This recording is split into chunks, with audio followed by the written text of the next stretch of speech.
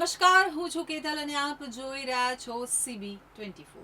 16 એપ્રિલે સંગઠનનું સત્ર બોલાવવામાં આવી રહ્યું છે, ત્યારે આજે દિલ્હીમાં નારી શક્તિ વંદન સંમેલન યોજાયું હતું। વિજ્ઞાન ભવનમાં આયોજિત આ સંમેલનમાં વડાપ્રધાન નરેન્દ્ર મોદીએ સંબોધન કર્યું હતું।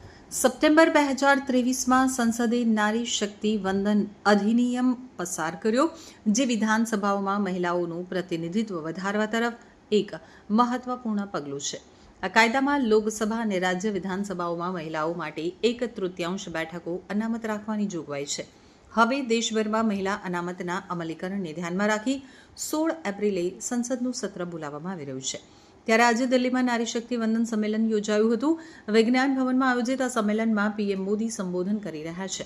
સંમેલનમાં અનેક ક્ષેત્રોની મહિલાઓ જોડાયેલી છે। પીએમ મોદી મહિલા અનામત બિલ અંગે વાત કરતા જણાવ્યું હતું કે દેશની સંસદ નવો ઇતિહાસ રચવાની નજીક છે। 16 એપ્રિલે સંસદના બજેટનું સત્રનું આયોજન કરવામાં આવ્યું છે। હું માતા બહેનોના આશીર્વાદ લેવા આવ્યો છું।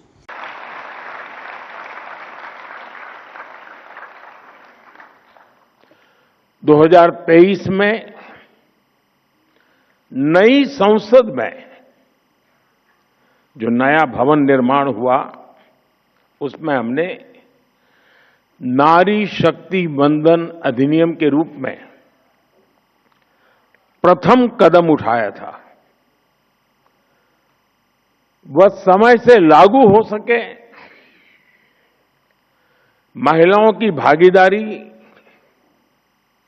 हमारे लोकतंत्र को मजबूती दे, इसके लिए 16 अप्रैल से संसद के बजट सत्र की विशेष बैठक का आयोजन होने जा रहा है।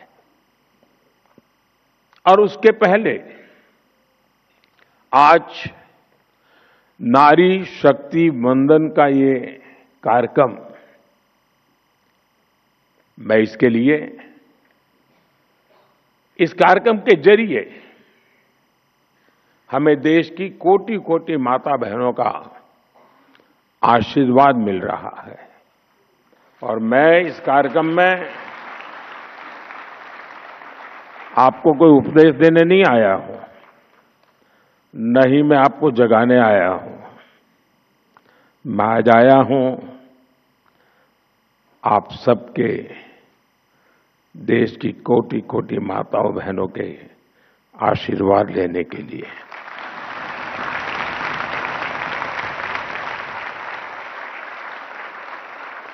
વડાપ્રધાન નરેન્દ્ર મોદીએ કહ્યું કે પેઢીઓથી પ્રયાસો થઈ રહ્યા હતા, તમામ પક્ષોએ માટે પ્રયાસો કર્યા છે। 2029માં આ કાયદો લાગુ પડે તે નક્કી કરવામાં આવ્યું છે। મહિલાઓ દરેક ક્ષેત્રમાં આગળ વધી રહી છે। નારી શક્તિ સમર્પિત એક નિર્ણય લેવા જઈ રહ્યા છીએ। મહિલાઓની ભાગીદારીથી લોકતંત્રને મજબૂતી મળશે, તેમ તેમણે ઉમેર્યું હતું।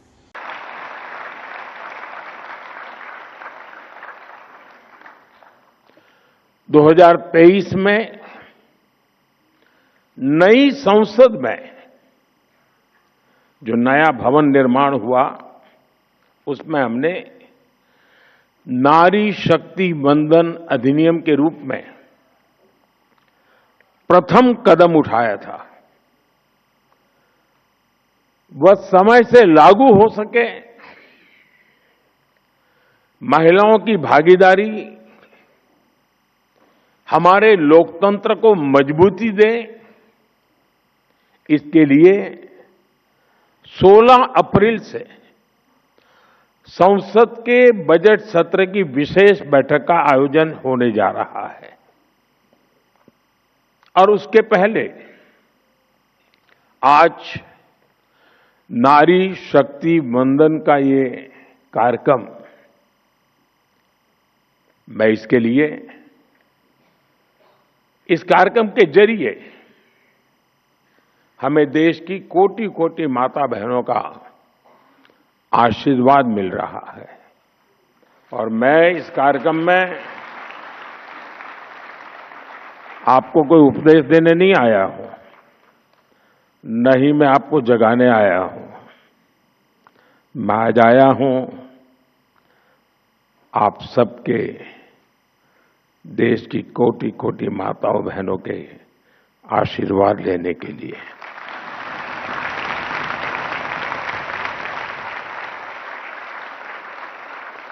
વડાપ્રધાન નરેન્દ્ર મોદીએ વધુમાં જણાવ્યું કે હું 2001માં નવો મુખ્યમંત્રી બન્યો ત્યારે મને સરકાર ચલાવવાનો બહુ અનુભવ ન હતો. તે 2002 કે 2003ની આસપાસની એક વાત છે.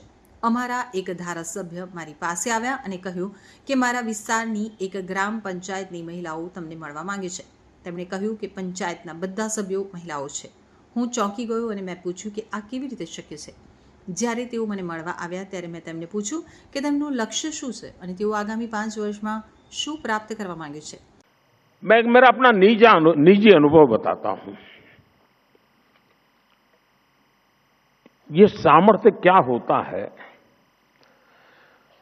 मैं 2001 में नया मुख्यमंत्री बना. मुझे कोई ज्यादा अनुभव नहीं था सरकार चलाने का, शासन व्यवस्था का. एक प्रकार से मैं नया व्यक्ति था. शायद 2002 या 2003 की घटना होगी. हमारे एक विधायक मेरे पास आए, बोले मेरे क्षेत्र में एक गांव की पंचायती की बहनें आपको मिलना चाहती हैं. ये खेड़ा डिस्ट्रिक्ट, आणंद डिस्ट्रिक्ट का इलाका था जहां सरदार साहब का जन्म हुआ था. तो मैंने कहा भाई उनको पंचायत का कोई काम होगा तो पंचायत मंत्री को मिला लीजिए उनको. नहीं, बोले साहब वो आपसे मिलना चाहते हैं. मैं कहा क्यों. तो बोले पंचायत में सबकी सब मेंबर महिलाएं हैं, एक भी पुरुष मेंबर ही नहीं है हमारी पंचायत में. मैंने कहा ऐसे कैसे. बोले गांव वालों ने तय किया कि इस बार प्रधान महिला है तो मेंबर भी सब महिला, कोई पुरुष चुनाव ही नहीं लड़ा था. तो मेरा ध्यान स्वाभाविक गया. मैंने कहा भाई जरूर मैं मिलूंगा. छोटा सा गांव था, कोई शायद 13 मेंबर की पंचायत थी. तो मैंने उनको समय दिया, वो सब आए मिलने के लिए. वो 13 बहनें थी, उसमें जो गांव की प्रधान बनी थी वो शायद 8वीं कक्षा तक पढ़ी थी. बाकी जो बहनें थी, 1-2 बहनों तो घूंघट भी लगा हुआ था. वो ज्यादा शायद कुछ तो होगी जिन्होंने स्कूल भी नहीं देखा होगा. तो सब आए. मुझे लगता है ये सब बड़े बड़े लोगों ने उनको कोई मेमोरेंडम पकड़ा दिया होगा, कुछ मांग लेकर के आए होंगे कि मेरे गांव में ये करो, मेरे गांव में वो करो. मैं हैरान था, उनके हाथ में कोई कागज नहीं था.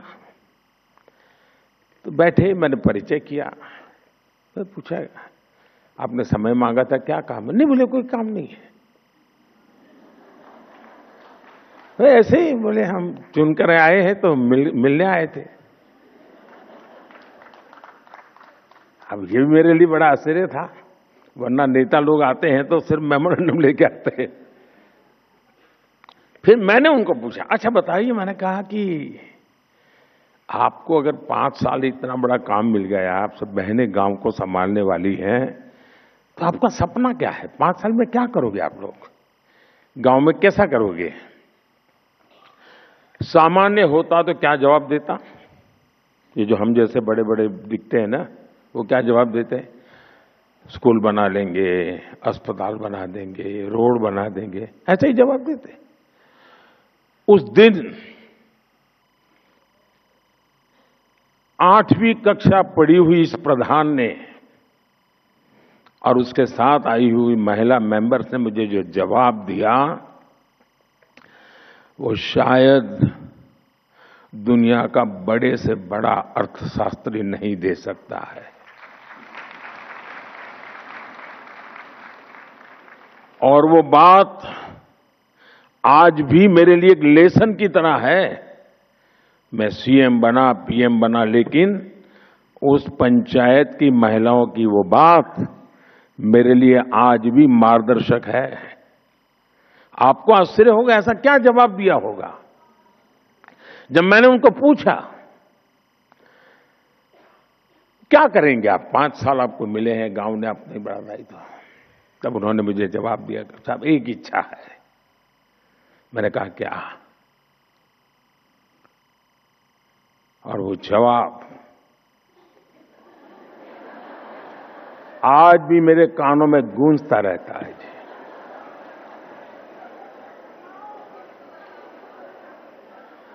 उन्होंने कहा, हमारी इच्छा है कि हमारे गांव में कोई गरीब न रहे।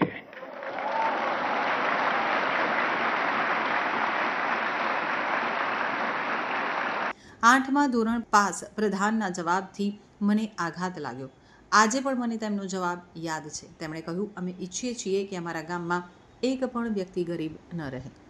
નારી શક્તિ વંદન સંમેલનમાં પીએમ નરેન્દ્ર મોદીએ કહ્યું કે અસંખ્ય અભ્યાસો દર્શાવે છે કે જ્યારે નિર્ણય લેવાની પ્રક્રિયામાં મહિલાઓની ભાગીદારી વધે છે ત્યારે તે સિસ્ટમમાં વધુ સંવેદનશીલતા તરફ દોરી જાય છે.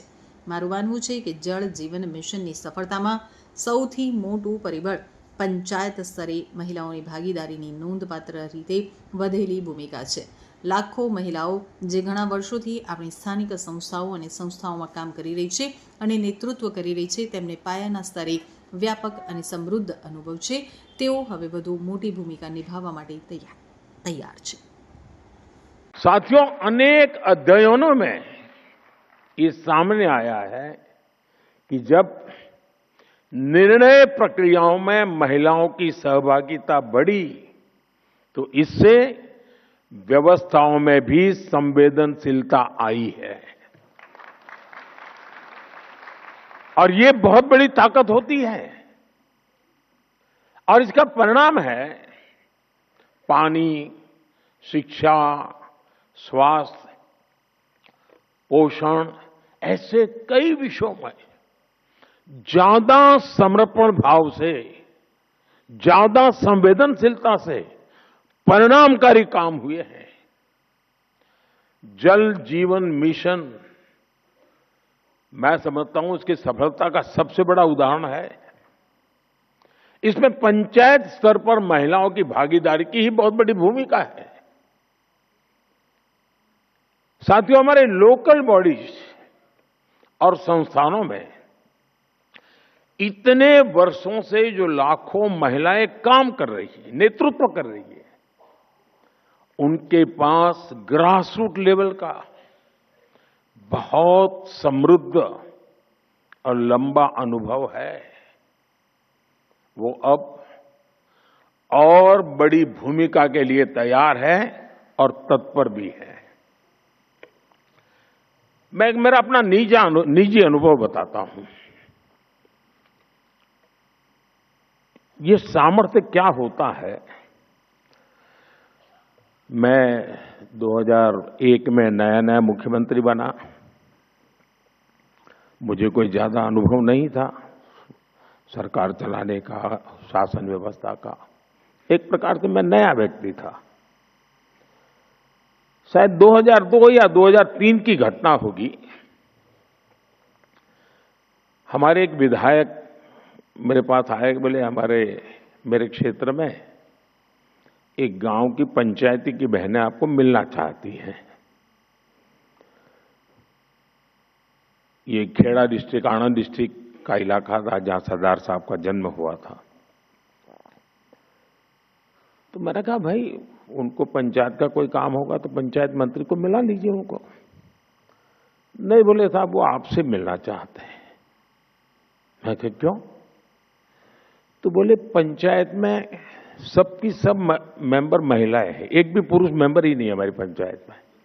मैंने कहा, ऐसे कैसे?